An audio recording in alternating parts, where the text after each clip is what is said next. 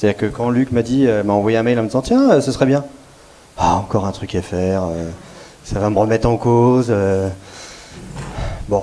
Mais il y avait cette petite voix qui me dit tu sais que ce serait pas mal de le faire en fait. Et je dis bon, je signe et on verra. Et alors effectivement, le campus de l'inclusion, c'est progressivement, on vient travailler notre cœur, l'assouplir, autour des thématiques qu'on a dit, l'achat, le recrutement, avec des témoins. C'est un peu, il y a un petit côté comme des assises. C'est-à-dire qu'il y a des trucs qui nous repoussent, quoi. On nous montre des exemples géniaux de projets d'inclusion qui ont fonctionné et on finit par se dire, pourquoi pas moi, quoi. Tiens, qu'est-ce que je peux faire, moi, dans ma structure, tiens. Est-ce que je peux essayer? Donc effectivement, sur les achats, j'ai commencé quelques trucs, mais j'ai toujours aussi une volonté que tout soit rapide, efficace, grand et fort. Mais j'ai commencé du coup par mettre des petites pierres, parce que c'est ça aussi le message. Comme tout le monde, des grosses problématiques de recrutement, une forte croissance à suivre, et donc j'y arrivais plus, quoi. J'arrivais plus à trouver des candidats, ne serait-ce que motivés. Parce que donc je fais de la couture, il faut 2-3 ans pour former des personnes, et je demandais juste de la motivation, j'arrive même pas à trouver des gens motivés.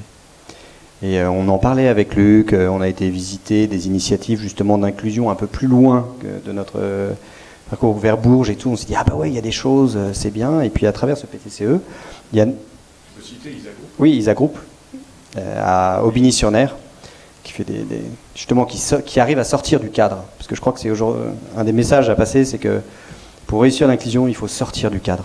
Sinon, c'est difficile.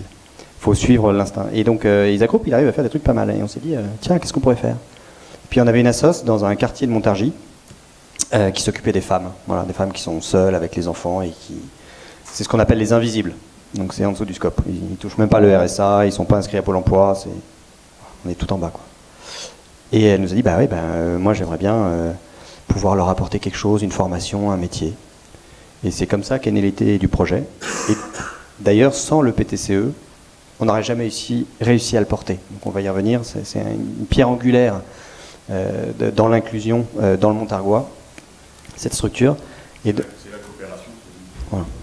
Et donc concrètement, on a installé un atelier de fabrication de chemises dans le quartier, au sein des bars HLM, pour former. Et là, on a notre première promo de 5 personnes qui finit sa formation et qui va intégrer l'entreprise le 3 avril. Et honnêtement, une motivation, c'est ce qu'on disait, mais elles ont une motivation, une niaque, ça va faire beaucoup de bien à mes équipes. Merci beaucoup. Des femmes qui ne quittaient jamais le quartier, parce que la pratique de la langue, parce que des femmes qui ne quittaient jamais le quartier, à peine l'immeuble parfois, d'accord. Et donc un programme aussi avec les bus pour apprendre à prendre le bus, avec une association Gatine en transition pour apprendre le numérique, enfin voilà, une autonomisation complète. Donc voilà, l'innovation sociale. Et en partie née grâce au campus.